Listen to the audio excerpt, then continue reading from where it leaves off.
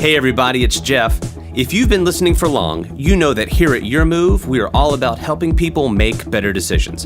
In fact, did you know that adults make an average of 35,000 decisions per day? Big or small, decisions add up, and they play a huge role in where you find yourself right now. And that's why we created the Your Move app, a destination for better decision making that puts you on track for your desired future. Your time, your money, your happiness, it's all on the table. Download the free Your Move app for on-demand access to Your Move episodes, application ideas, and ways to connect further. Search for Your Move with Andy Stanley in the App Store to get started. We really do believe that the next 30 minutes will help you make better decisions and live with fewer regrets. So today, we're going to hear a message from Andy called The Great Escape. All of life is connected. In this episode, Andy explains how to be wise with our time today in order to create a drama-free life in the future. Let's talk about how to be drama-free. So how do you be drama-free? First of all, we need to define the term, and then we need to look at a distinction. The first term we need to define when it comes to living a drama-free life is the word, guess what? What's the word? Drama, thank you. So here's the definition of drama, in case you didn't know. An exciting, emotional, or unexpected series of events or set of circumstances. That's like the worst definition. This is the dictionary definition of drama. And when we think drama, when you think your drama, when you think middle school drama, high school drama, college drama, single drama, first marriage drama, second marriage drama, in between marriage, when you think this isn't what you think. So I went to the fountain of all truth, Urban Dictionary, and looked up the definition of drama.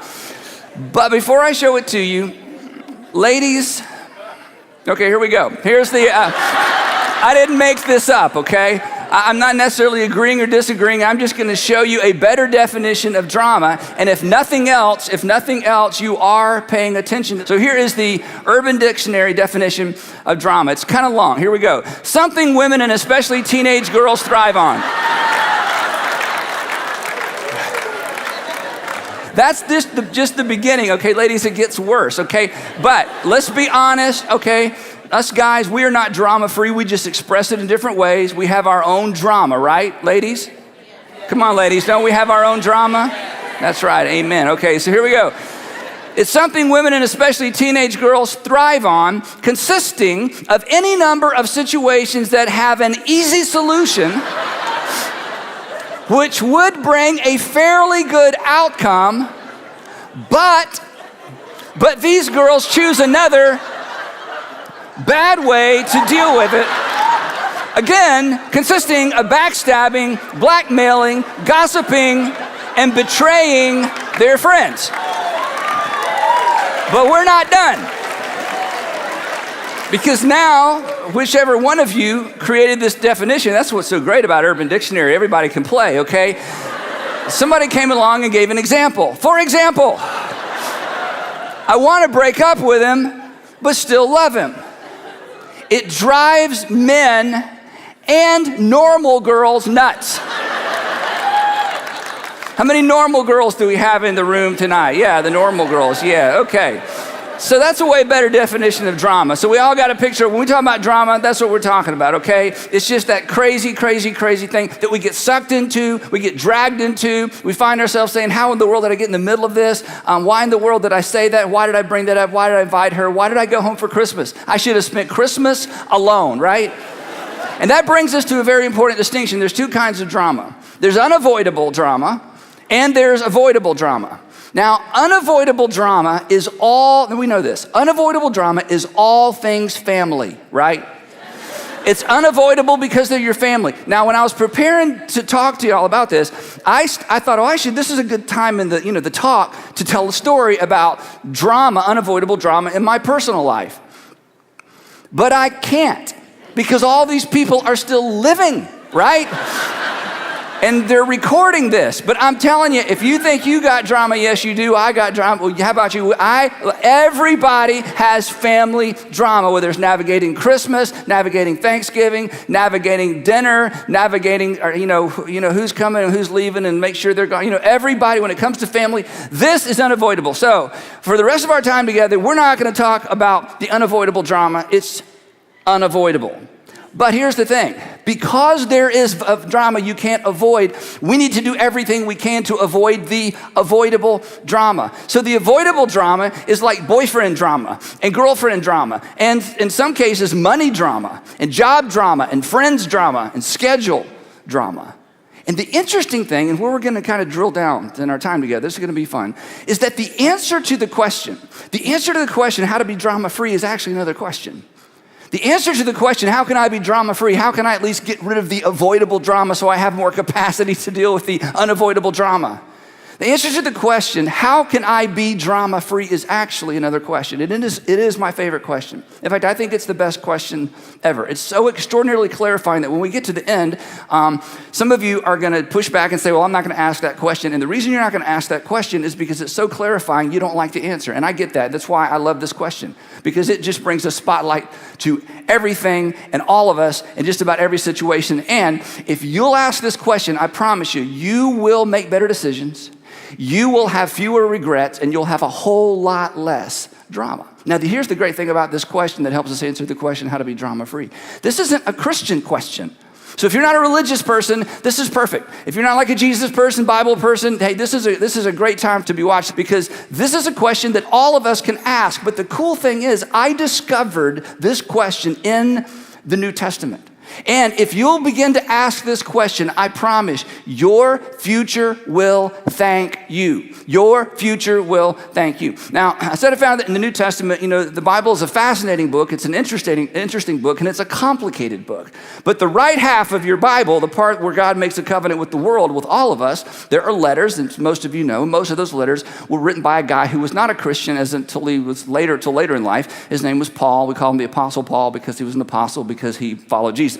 Now, Paul, you may know, hated Christians. His goal in life was to put the church out of business, and he became a Jesus follower and an apologist, somebody who argued vehemently for the fact that Jesus was in fact the Son of God. And he wrote letters to Christians in all these places where he planted churches. So in one of these letters to a group of Christians living in Ephesus, he wrote them a letter. That letter was preserved. And in this letter, he gives us sort of breadcrumbs to lead us to this fabulous question that if you'll ask it consistently, better decisions, fewer regrets, and a whole lot less drama. So we're going to discover the question together in the New Testament book of Ephesians chapter 5. Here's what he writes. He says, be very careful then. We're kind of coming into the middle of the conversation. Be very careful then how you live. Or in some translations it says walk, and the word really is walk, but he means walk or live. Be very careful how you live your life. Be careful, pay attention. Don't be careless. That's the opposite of careful is careless. Don't be careless. Pay attention to what's going on. Be very careful then how you live. Not as, here's our clue, not as unwise, look at this contrast, but as wise. He says, I don't want you to live unwisely, I want you to live wise. I don't want you to be unwise, I want you to be wise. Now, what is a wise person, or what does it mean to walk carefully or to live wisely? Here's what it means. Wise people understand, this is huge, wise people understand that life is connected. Wise people understand the cause and effect of life. Wise people understand this, that my present will one day be my past, which will show up in my future. That my present will eventually be my past, which will show up in my future. Wise people understand that. Wise people understand that life is connected. There are no isolated relationships. There are no isolated events. There are no isolated decisions. This is why Paul says, I don't want you to live as an unwise person. An unwise person thinks that today is today and tomorrow's tomorrow. And these are two disconnected dots. That when you wake up in the morning, you're completely disconnected from everything in the past. This is why some of you thought, I'm going to do this until I get married, or I'm going to do this until I get out of high school, or I'm going to do this till I get out of college. And then you got out of high school, you got out of college, you got married, and you just couldn't quit doing it.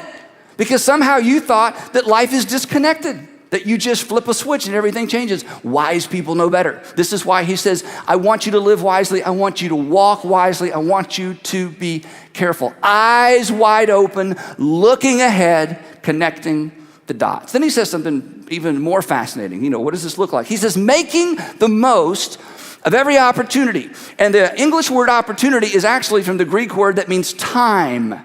In fact, the literal translation of this phrase is redeeming the time. In fact, there are English New Testaments that even translate it that way. Redeeming the time. That opportunity is time, and you know this. Time is your life. That's all your life is. Your life is time. And so he says, if you're going to walk wisely, if you're going to be wise, I want you to be very careful how you spend your time. I want you to view time. This is such a powerful idea. I want you to view time as currency. That's why the phrase redeem the time, we don't think about redeeming time, we think about redeeming a coupon, or we think about redeeming cash. He says, I want you to redeem the time. I want you to begin thinking about your time as if it's currency, which means two things. It's limited and it's valuable. I want you to think about your time like currency. It's limited and it's valuable. In other words, when it comes to your time, I want you to invest it. Don't just spend it. Now, some of you, you're a great example of this. Some of you they're like picture perfect when it comes to this, because you have taken your discretionary time, and instead of just wasting it, you have begun to invest it. So let me just give you a tip about your time, okay? I'm a little bit older than many of you, or most of you. Big tip, okay? If you do important things, you will meet important people who are doing important things. When it comes to your discretionary time, if you want to walk wisely, if you want to be wise with your time, that is, you want to connect the dots and make things live as if life is connected. Listen to me. If you will do important things, you will meet important people who are doing important things. Now you say, what's an important thing? Anything that's not about you is important. Anything you do that's not about you is important. And you know what you'll do when you do important things? You will meet other people who are doing things that are not about them. Those are important people. You become important by doing important things. You think, no, I know, you don't become important by doing important. You're important, and then you do important. That's wrong. You do important things, and you become important, and you find other people who are important.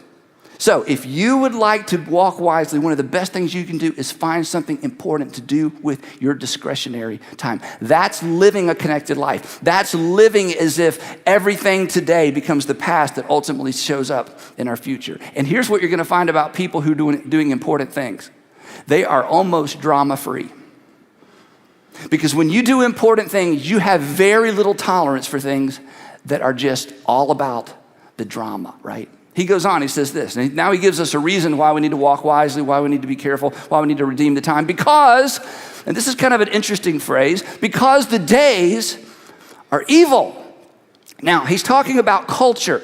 And when I say culture, you think our culture, but I want to tell you, our culture is nothing compared to his culture. His culture is first century culture. Now, this is hard for us to believe, and I don't want to get graphic, but I want you to understand that, he knows what he's talking about. Because when you and I think about the old days, we think about the good old days where everything was in black and white and skirts were long and everybody wore all their clothes, nobody said bad words on TV, okay? These are like the really, really, really old days. When the Apostle Paul wrote this, he wrote to a Greek and Roman culture. And Greek and Roman culture, and when it came to religion, there was no morality and there were no ethics associated with religion. In ancient religion, there was not even any right and wrong. In ancient religion, you just sacrificed to the gods occasionally to keep the gods happy, and then you did whatever you wanted to. Now, one of the things that we're unaware of because we grew up in this culture is that we have even if you're not a Christian, and this isn't a dig at all, this is just an observation, we have, by comparison, a very kind of Christianized culture, that there is a sense of dignity and right and wrong, and you shouldn't mistreat children, and you shouldn't mistreat, minorities, and you shouldn't mistreat women, and you shouldn't mistreat anybody and everybody. We have this sense of fairness and equality, which is a powerful, powerful, wonderful thing. We think slavery is abhorrent. We think, sexual abuse is abhorrent. Our consciences are very, very fine-tuned really to a Christian ethic, whether you're a Christian or not. And I say that because compared to the culture that the Apostle Paul was writing in, they had none of that.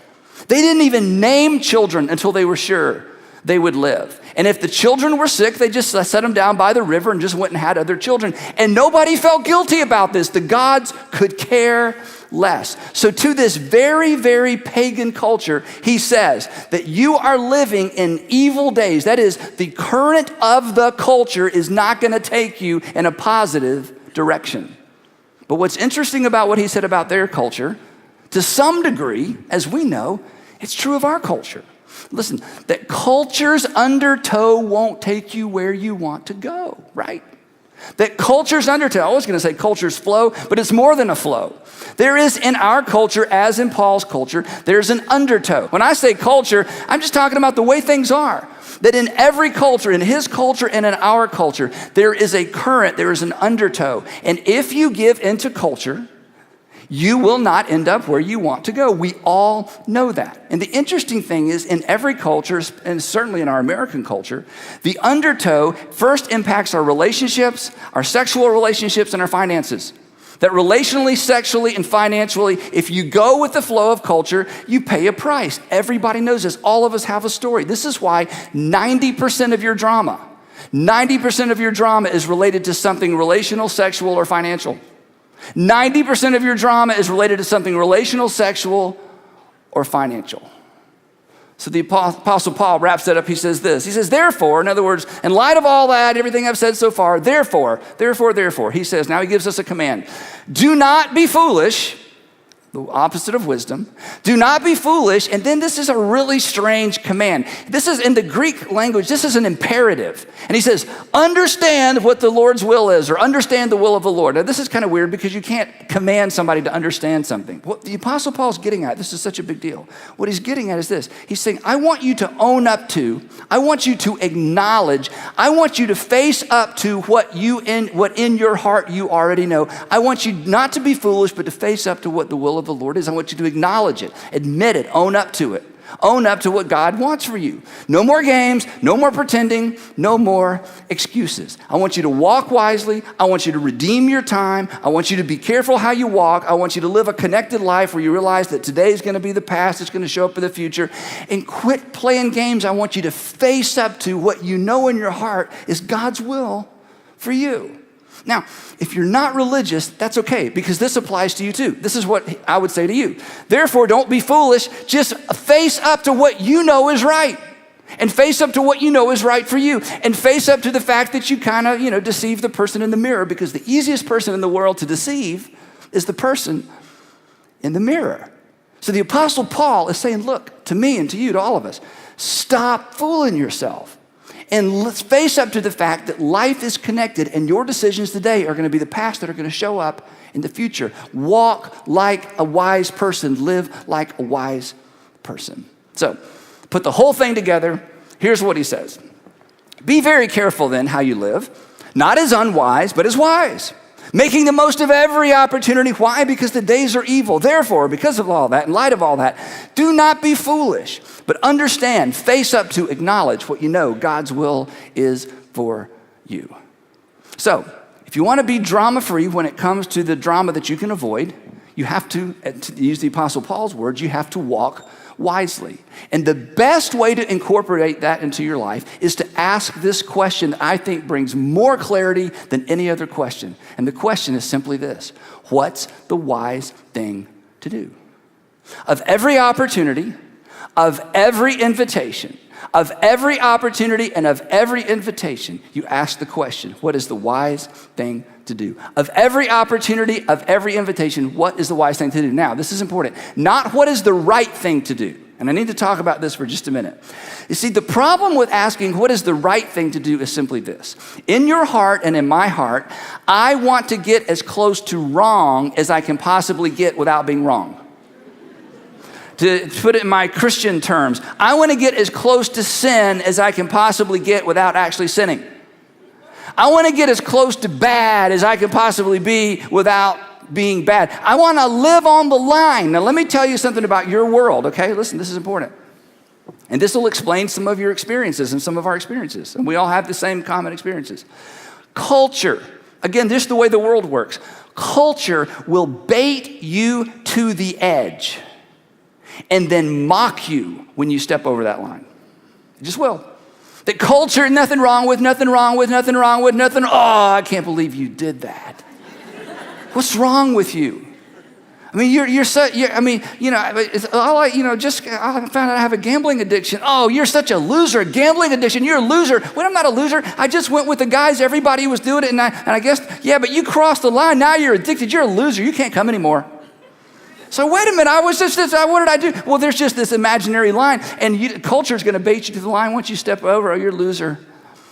Now, you can't go with this anymore. You drink too much. You make a fool out of yourself. Well, what do you mean I can't go and drink? Because you make a fool out of yourself. But we all go. We all drink. Yeah, but you crossed the line. You can't go anymore. You're a loser. Wait a minute. I was just doing what everybody, that's culture. Bait you to the line. You cross over the line. You're a loser. Right? I mean, listen, in every area of life, there's some imaginary line, and culture is going to go, come on. This is why the question is not what is the right thing to do. The question is, what is the wise thing to do? When I used to teach this to teenagers, I came up with this little rhyme. And it goes like this: there's good and there's bad, but that's not my cue. But rather, what is the wise thing to do? It's cute, isn't it?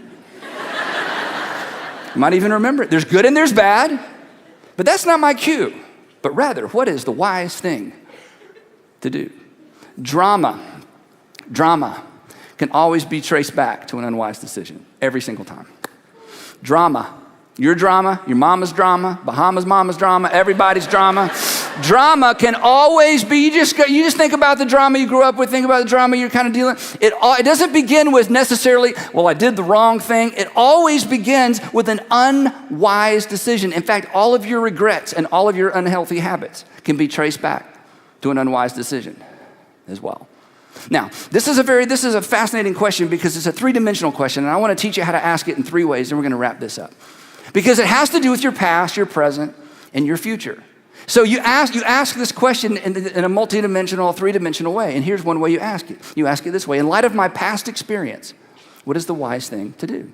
In light of my past experience, what is the wise thing to do? In light of my past experience, okay, in light of last time I went, in light of last time I called him, in light of last time I said yes, in light of last time I bought one, leased one, moved in with one, in light of the last time I did this, and when I think back about how that went in light of my past experience, what is the wise thing for me to do? Not the wise thing for everybody, what is the wise thing for me to do? Listen to this: what's fine for the crew may not be fine for you, okay?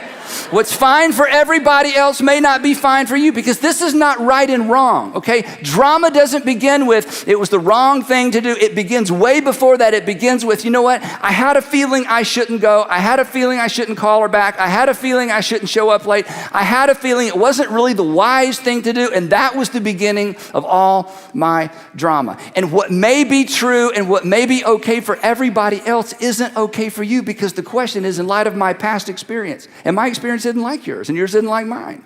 In light of my past experience, what is the wise thing for me to do?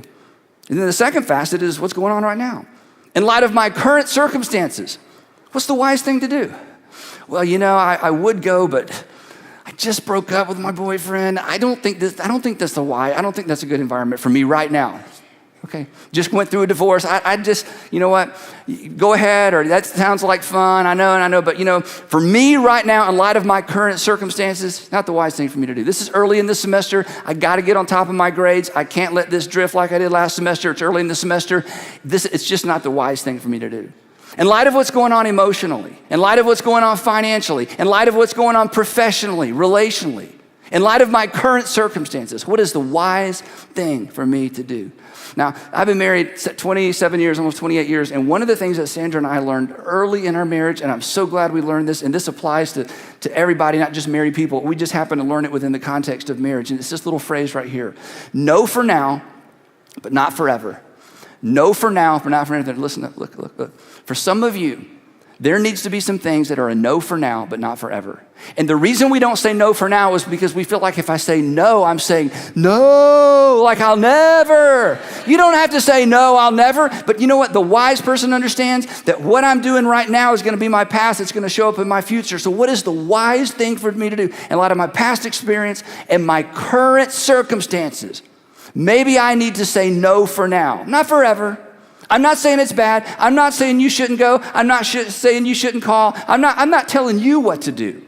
And I'm not trying to make you feel bad about what you're doing. I'm just saying, in light of my current circumstances, I think I need to say no for now, because I want to walk wisely. And the question isn't, is it wrong? The question isn't, is it bad? The question isn't, is it a sin? Is it a reverse? The question is, In light of my past experience and my current circumstances, what is the wise thing, not for you, not for everybody, for me to do? And then here is what I think is the most powerful facet of all of this three-dimensional question. In light of my future hopes and dreams, in light of my future hopes and dreams, in light of where you want to be someday relationally, in light of where you want to be someday financially, in light of where you want to be one day spiritually, in light of where you want to be one day professionally, what is the wise thing, not for everybody you know to do, not for everybody that's your roommate, not for all of your, in light of your specific hopes and dreams, what is the wise thing for you to do? What story do you want to tell? And what do you need to do now to ensure you get to tell that story? See how powerful this question is? This just eliminates all the drama. It just brings so much clarity to every relationship and every decision. And here's the thing, personal vision, I've learned this, personal vision is often a catalyst for wise decisions.